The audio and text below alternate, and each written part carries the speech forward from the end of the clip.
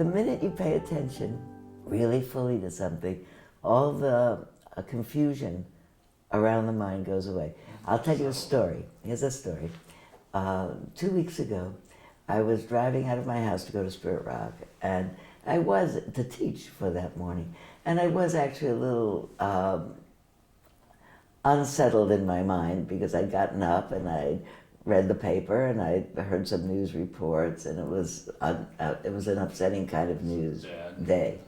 And I came down to the corner, and here's my mind doing that, and it's doing, in addition to that, it's doing, how am I going to go to Spirit Rock and talk to these people and talk about cultivating goodness and kindness, and what's happening in the world doesn't look like goodness and kindness. And I got down to the corner, and it's an intersection. I've lived in that house for 55 years. It's an intersection that's a major intersection, and it has a traffic guard on it, who has been, in recent years, a little old man. I noticed him for the last few years, but I didn't really notice him. But here's this little man going back and forth with children across the street. And I came to the corner, and he had his stop sign out.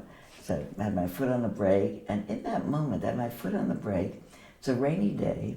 He's got an umbrella in one hand and a stop sign in the other hand, and he's regulating the traffic with his sign, and he's scurrying back and forth with groups of grade school children. His kids. Not his kids, which he's been doing for years now, with his little umbrella back and forth across the streets. It makes tears in my eyes right now. Yours also. I saw him, and it's like I saw him all of a sudden. I hadn't seen him before.